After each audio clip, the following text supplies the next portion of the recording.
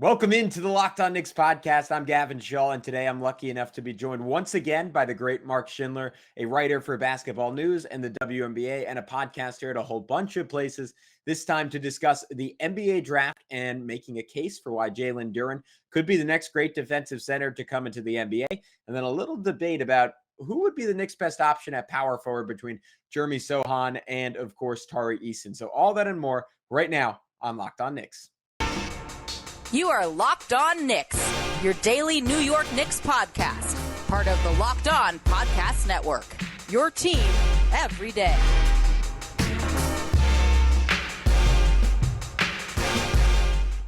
You are Locked On Knicks, your daily New York Knicks podcast. I want to thank you for making Locked On Knicks your first listen today and every day. We're now available on all platforms, and that includes on YouTube. Well, who's talking to you? I'm Gavin Schall, a play-by-play broadcaster. Currently in the off season, so it's all about the Knicks right now. Typically, I would be joined by Alex Wolf, the fantastic editor-in-chief of the Strickland. You can check out all of their Knicks coverage at thestrick.land. And without further ado, because it's a great episode, let's get into it, talking NBA draft and specifically Jalen Duren, Benedict Mathurin, and a couple of others right here on Locked On Knicks. I'm getting bummed out talking about Julius Randle this much. Let's transition to the future. Obviously, you've done a ton of draft coverage. I know you and Caitlin Cooper are doing some fantastic stuff. I believe that's for Indie Cornrows, right? Mm-hmm. And then also with of course with our guy Jake. I wanted to start off here. I didn't send you this question, but I just kind of thought of it on the run. Doing deep dives on all these prospects. Let's just maybe rewind to 2 months ago. Who's the prospect, either good or bad, you've most changed your opinion on going through this process? Oh, wow. Good or bad? That's a good question. I genuinely and normally a way too optimistic and upbeat person at times. Except the Knicks did do their very, very damn best to make me feel downtrodden this year. I was very excited for how things were going to go. That did not turn out. I think, and it's less about being down on him. I think it's just more, I am lower on Benedict Mathurin than I think consensus seems to be. I think he's a perfectly fine and understandable lottery pick. Some of the, there are a lot of Pacers fans who would like to see him get selected at 6. I cannot get there. I think that he does a lot of fun stuff that is useful and intriguing as an off-ball player, as a shooter. But the defense is very bad right now, and I think he's much more somebody who I think that there's a lot of water carrying that gets done for saying well, this guy has athletic tools and a big wingspan, so he's going to be good eventually. Where I'm at with Benedict, I think the better outcomes for him are going to be okay, he probably gets to being a C+ to maybe B- defender. He's going to get beat backdoor a lot. He's going to have some issues playing up against bigger wings. I don't think that, he's necessarily somebody who I view as just becoming a massively better defender in the league. And the issues I have right now with his handle, I should say he has with his handle, I don't think that those are going, those are not just things that get better instantaneously in the league. It's really hard to just grow a handle out of thin air. And I think his is really disjointed right now. He doesn't have a lot of shake to it. It's very wide out. So there are some ways it could tighten up, but I also just don't think that there's going to be a lot of creation for him outside of his own jumper. For me, that's not a player that I'm there with 6 right now. I still think he's a really interesting and good prospect, but yeah, I think overall he's much more somebody that I've definitely gotten a little bit lower on. It was interesting because we had Corey Tulaba on yesterday, and he said you could lay the audio of what you just said and what he just said. He was talking about Malachi Branham, but it was basically the same thing. And I'm kind of interested, when you're doing evaluations, what do you look for in terms of a guy's potential defensive growth? Because obviously, you said Mathurin, long wingspan, Branham, long wingspan, and then you have someone like Johnny Davis, who doesn't necessarily have the same athletic tools, though. I guess it depends on what you're saying in terms of athletic tools, because he's incredible at getting around screens and stuff. So maybe he's not the best example of this, but someone who's more high effort, but less toolsy. And what do you look for when you project guys to the NBA in terms of the balance of those two things? And where would you almost rather someone be deficient? Yeah, I think that was a really great way to put it. In terms of talking about Mathurin and, Branham actually, he is a limited athlete in some ways. He has some really interesting ways in the way that like his flexibility is really impressive in terms of what he can do side to side and his explosiveness from there. But like same thing with like Mathurin. Like I think he just doesn't see screens very well a lot of the time. He doesn't track guys very well off the ball. He can get lost quite a bit. That stuff, like I think a lot of it is just focus to a degree. And I don't know how much that's going to improve in the league. Like I think there are ways that it can, but I don't love the screen navigation. I think that he can really get taken out by some screens. He's not good at dipping his shoulder, and he gets just caught a lot. Like so often you'll be watching an Arizona game and he'll just call out a late switch because he's not getting over the screen. And so I do think like there's some stuff like his defense was better at times during his freshman year, in my opinion. So, I mean, it makes sense, you know, with how high his usage was this year, how much stuff he did running in transition and off the ball. I get his defense taking a step back. But I also just think like part of it is not just necessarily getting better. Like a lot of what I'm necessarily looking for would be, are they seeing things? Are they reacting to it? Because like when I look at somebody like Paolo Banchero this year, he got a lot of crap for his defense, and I just thought a lot of it was effort, for being honest. Like a lot of people were like, oh, I'm worried about can he play defense in the league? And I think part of it is from having watched him play like AAU and at UIBL and knowing like he was a defense first prospect for a lot of his time coming up. He's very capable of being a good defender. It's just more like part of it, Duke's defense was bad all around. They were so slanted in what they did offensively that it didn't matter at times. Mark Williams was always protecting the rim for them. So you give a little bit more leeway.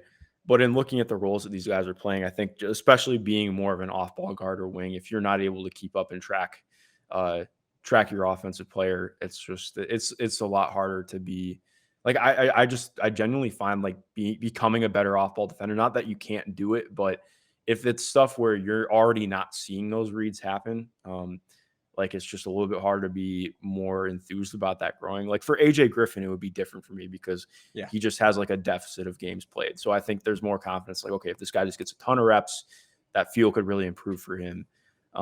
But for somebody who has played a ton of games and has been around it a lot, I don't know. It makes it a little bit more difficult to see parsing out, developmentally. But I do think like in terms of like just improving technique on like trying to get around screens and stuff like that, I think that can improve if it's like a concerted effort. But like you mentioned with Johnny Davis is a great example because he's just a very clear, like his lateral explosiveness and his ability to play in tight spaces is an athletic trait, even if it's not like what you would consider necessarily like, your typical bigger, faster, stronger athlete. But so yeah, I think in terms of just like seeing, if things are technique issues, if your footwork can improve, like that stuff, that's all coachable. It's all stuff you can work on.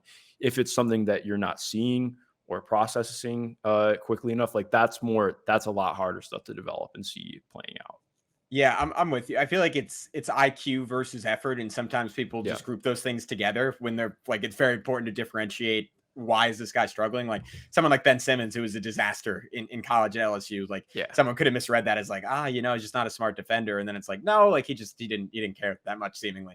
And maybe I don't know if that's true with Paolo as well. And like I know Paolo wasn't even like necessarily like all bad at Duke defensively, but it's hard to take guys out of context, but I guess that's why people like you evaluate this stuff full time, like do at such a high level. Speaking of defense though, let's get into Jalen Duren real quick. Someone we touched on when Jake was on the podcast actually, but haven't really covered a whole lot outside of that. And to me, the pitch, if you're taking Jalen Duren, is he needs to be that big that just cannot get played off the floor in a playoff series. And I think on this podcast, we were really excited about Mitchell Robinson in his second season and certainly for stretches of his third season, because I thought he was going to be that guy. Like I remember his first 2 years in the NBA when he's blocking James Harden step back threes and just having moments like that where you're like, oh, that's not normal for a guy his size. And then he bulked up this year. Obviously he became a little bit better around the rim, just became a monster of an offensive rebounder, but seemingly lost a little bit of that juice in terms of his ability to move on the perimeter. And to be totally fair, that was never really tested in a high intensity setting. It was mostly tested in games where the Knicks were down by 33 points in the middle of February. It was hard to say whether that was there definitively or not, but where I was optimistic was I was banking on the fact that he could be that guy. It's looking less and less like he's that person. Jericho Sims has shown little bits and pieces of that, but again, just not in the right context. I think if you're the Knicks and you're taking Jalen Duren, it's because you're thinking he's a sure thing that he can be sort of the ultimate Swiss Army knife, skeleton key, however you want to frame it for you, defensively and maybe with a little bit of upside offensively. Do you think he's that person, or is he maybe a notch below that defensively, or is it kind of a wait and see thing for him? All right, guys, we'll be back to get further into this conversation on Jalen Duren. But first, I want to remind you that one live NBA draft show is not enough for Locked On. Every show is going live on draft night. So join me 15 minutes before our pick at Locked On Knicks on YouTube and for the immediate reaction from your local expert. Subscribe to Locked On Knicks on YouTube so you know when I go live. And today's episode is brought to you in part by Prize Picks. All right, NBA fans, are you looking for a daily fantasy option for the NBA? Then you need to try the award-winning app, Prize Picks. Prize Picks is daily fantasy made easy. I love it, and we know you will too. All you have to do is pick 2 to 5 players and an over-under on their projections, and you can win up to 10 times on any entry. It's just you versus the projected numbers. Entries can be made in 60 seconds or less. It's that easy. Prize Picks is safe and offers fast withdrawals. You can use the award-winning app on both the App Store and Google Play. And Prize Picks offers any prop you can think of, from points scored to rebounds, even steals. They also allow mixed sport entries, so you could throw out, more goals scored by the Tampa Bay Lightning or runs scored by the New York Yankees in a specific games. And as noted, they don't just offer NBA. They offer college football, NFL, MLB, soccer, MMA, so much more. So for limited time, Prize Picks is an exclusive no-brainer of an offer for all of our users. You can get $50 for free if a player in your first Prize Picks entry scores a single point, but you must use code NBA. That's right. This is an exclusive offer available to Locked On fans. Sign up today and use code NBA for $50 for free if your first player in your Prize Picks entry scores a single point. I think there's a legitimate, and I'm not trying to sound hot takey, but I think there's a legitimate chance where he ends up the best defensive player from the class. Some of the things, and I wrote an article about this too, that can explain it even better than I can in words, but or I guess spoken words, I should say, but Yeah.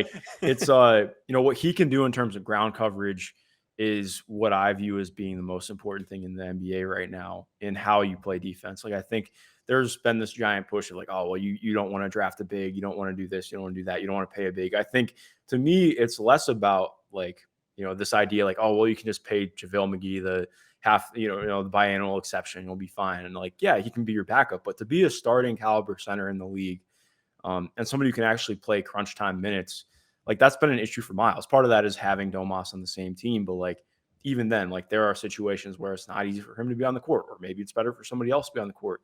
For me, I view Jalen as being somebody who can be kind of a do-everything defender. I'm not there with full 1 through 5 switchability. There aren't really that many guys that actually exist that can do that. But he already displayed real coverage versatility at Memphis. He has a lot of rawness in his technique. His footwork can really improve. But he's somebody Memphis would be willing to switch, and he'd be on the slot.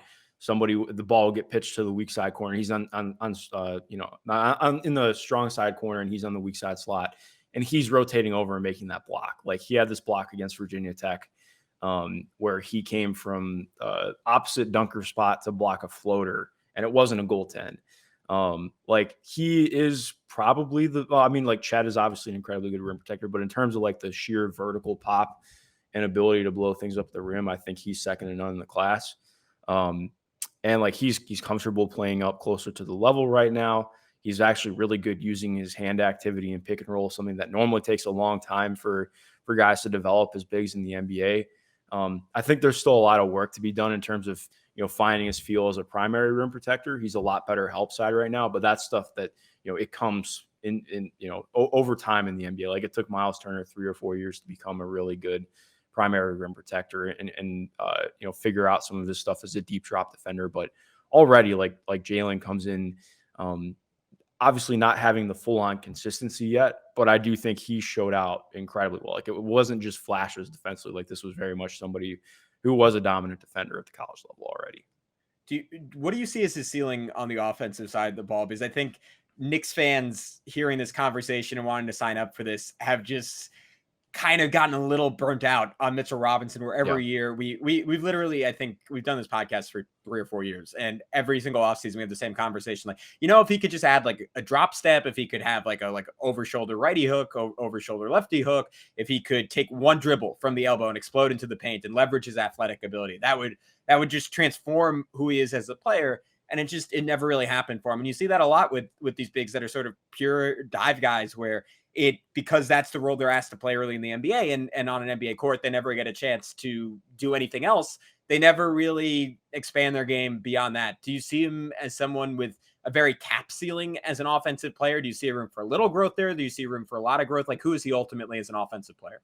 Part of the reason I'm high on him, like I have him as I would be comfortable taking him 5th or 6th in this class, honestly. Like I'm that high on him, and I think offensively for me, part of where I would have pause with the Knicks is I do not like the idea of pairing him with Julius Randle, at least at this stage. I think maybe in time, like, it could make sense, but right now, to me, Jalen Duren is very much somebody who, if you're going to get the most out of him offensively, you have to lean into what he does. And I don't think that's going to happen necessarily with Julius on the roster. Like, I think you can do some of it, but it's not the same. Like, to me, Jalen is a much more exciting prospect offensively than Mitch was. And that's not to be harsh to Mitch. Like, he was so much about like what he has as an athlete and as a roller, and what he showed already, and before as a rim protector and shot blocker. To me, Jalen, like, even when he was at Montverde, like, he showed real chops as a post playmaker, running DHOs, being a playmaking hub. Like, he makes really quality passes, and that really showed up throughout his time in Memphis. That got a lot better as the year went on. His processing and decision making was pretty. He had some real rough patches to start the year. Part of that was them not really having a real ball handler, but it improved as the year went on. And I think especially in the conference championship game against Houston, you saw that in droves, like what he could do on the short roll, what he was doing, even just playmaking from playing at the elbows or playing in the dunker spot when he can look and see everything. So I think automatically there's a lot more there than what Mitch had as a foundation. Obviously has what he can do as a roller, and his pop is insane. Like, his vertical spacing is very legit. I do think the biggest thing in terms of what his ceiling capper is going to be is what happens with his in-between game. Because I do think, like, I would say that his handle is a little bit better than Mitch's right now, probably even a little bit better than a little. Like, that's not saying a ton. Like, Mitch's handle is very it's rough. But in terms of like once every 40 games, he'll like dribble by someone from like 50 feet out. But exactly. outside of that literal blue moon, not so much. No, exactly. Like, Jalen already is like comfortable, like doing, if he's starting off at the top of the key, doing taking 4 or 5 dribbles down to the slot to run a dribble handoff. Like, it sounds minute, but like somebody who's 18 years old, that's good, especially considering he's a full-time 5. Like, there are guys who it takes a year or 2 in the league to get comfortable running DHOs. Like, even Miles Turner just got better at that over the last year or 2. So I have confidence in that. He's comfortable taking 1 or 2 dribbles off the catch on the roll. A lot's just going to be what happens with his intermediate game, because again, especially with him being like, he plays functionally a lot bigger than 6'9", of course. But I think, even in that Houston game, and I point out in that piece that I wrote, Houston was willing to come up and play up on him on the roll. So like, they would send somebody, like, they'd be, like 2 or 3 feet below the free throw line to meet him. What happens if they just sit back, I think, is the biggest question, because his touch on floaters is really rough right now. He showed a little bit with his mid-range jumper. I think he shot around like 36 or 37% on around 40 this year, which isn't bad, but it's not great. And I think his jumper's improved since when he was a senior at Montverde. But that's still, again, not saying a ton. I don't have any confidence in the three-pointer. If it's not there right now, like, that the amount of work and stuff that would actually have to go on for that to become something where defense is out of your floater. Like, that's something you're really going to work on. You're going to work on, a quick push shot, or you're really going to work on your post footwork. Because right now he is not a good post player. Like, he's pretty one-hand dominant. Everything is trying to get back to his right hand. He can't really finish with his left right now, and also just doesn't really try to. So that's something that's an easy tendency to pick up on. But also, I think the issue is just like his footwork in the post, I don't think is very good right now. A lot too is going to, like, he's very strong, but I think that finding out how to use his strength more in the post is going to be important for him. And I think you saw that a ton in the Gonzaga game. Like Chet just absolutely bodied him in the post by using his technique and positioning. And I think that's stuff that can improve. But again, like to what level? But to me, that's something I'm very much willing to bet on. Yeah, I think part of what intrigues me with him was just his context or lack thereof, and it's almost similar to where the Knicks have had success, or every team has had success drafting Kentucky guys, where it seemed like I didn't watch enough of Memphis to throw out like that team was poorly coached, but it was almost one of those situations where you have too much talent and a lot of ill-fitting talent, and I know their point guard play wasn't really figured out till the second half of the year, and I almost always get excited when a team I like drafts someone like that, because I'm like, all right, clearly there's something untapped there, and maybe it's not massive, or maybe it is massive, but I'm going to be pleasantly surprised by some aspect of his game just by putting him in an NBA system, even if it's not a perfect one. All right, I want to finish up on two guys we've been grouping together the whole process, so I'll just keep doing it, right or wrong.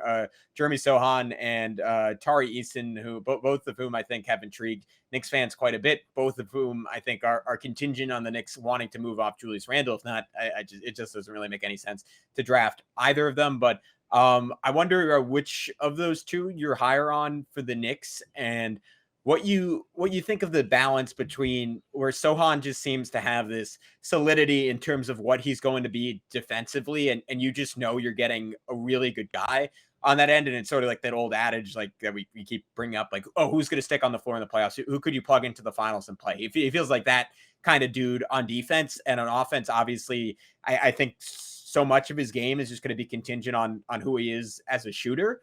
But it seems like from a IQ perspective, he's going to fit in wherever offensively. While Tari is almost more like this mystery box, and it's someone like, oh, you love the aggressiveness, like you love what he does in terms of generating steals and getting out in transition and some of the finishing. But like, how much of that is translatable? How much of like his sort of like freakish physical talent and size and the huge hands are translatable? And it will almost say a lot about the Knicks if they go one of those two directions and those two guys are on the board, which one they take in terms of what they're aspiring to be, what they see in those two guys, and how they kind of view what they want out of the power forward position going forward. All right, guys, in this final segment, we are going to get into Tari Eason and Jeremy Sochan. But first, I wanted to remind you that this episode is brought to you by Rock Auto. With the ever-increasing numbers of makes and models, it's now impossible for your local chain auto parts store to stock all the parts you need. Why endure often pointless or seemingly intimidating questioning and wait while the person behind the counter orders the parts on their computer, choosing the only brand their warehouse happens to carry? That would suck. You have computers with access to rockauto.com at home and in your pocket. You can save time and money when using Rock Auto. Why choose to spend 30%, 50%, even 100% more from the same parts from a chain store or car dealership?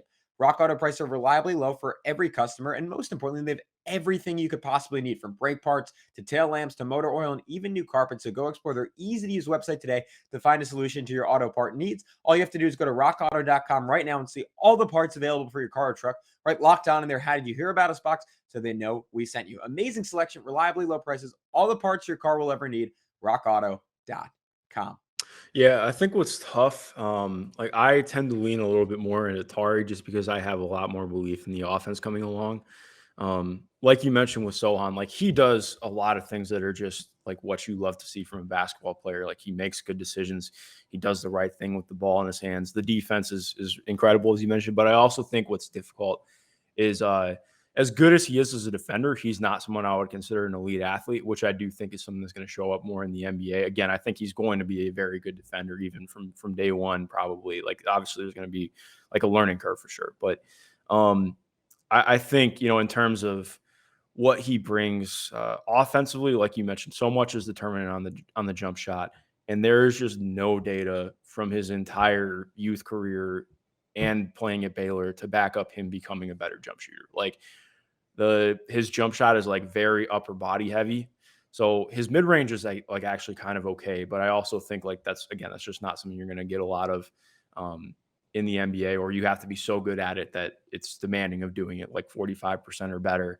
But also like that's just not impacting a defense. Like this is not talk Bam Adebayo, but like as good as his mid-range jumper has gotten, defenses are still willing to let it be a pressure point because they're like, okay, well, if you just miss those, it's not really doing anything to us. And even if you do hit them, we're fine with letting you take them because it's contested.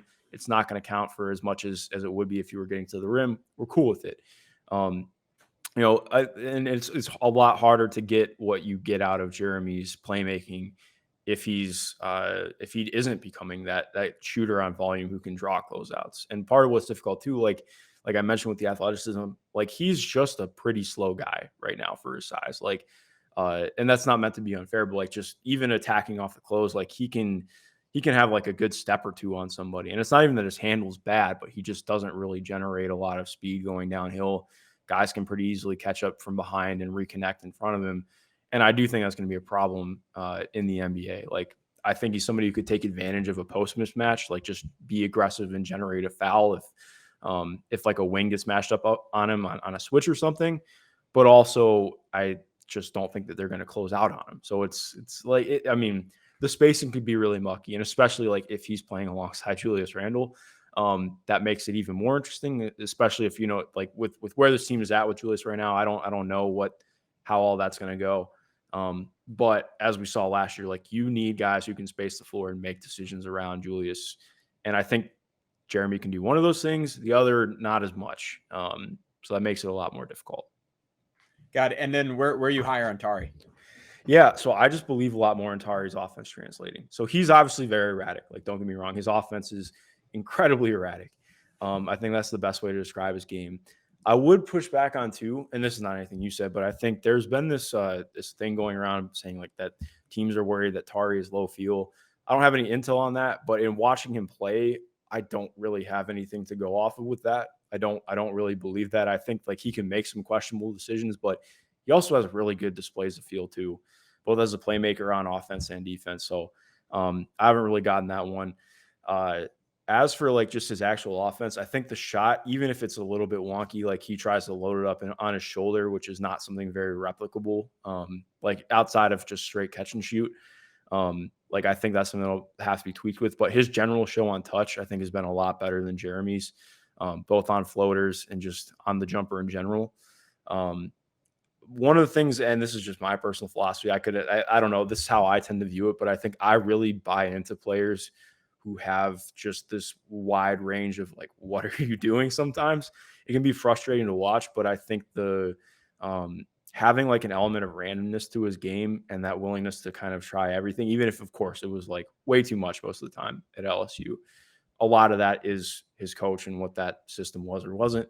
But I think that I'm just more confident in that being able to play out into more pathways than some of the lower ones that we're talking about. Like, yes, he's very one-handed dominant. He's always trying to go to his right hand. He does not want to go left ever. He doesn't want to finish with his left. Like it is a problem, but I also think like, okay, that's at least there is something to work with there. Like he is legitimately burst eating downhill. He does have good flashes of handle.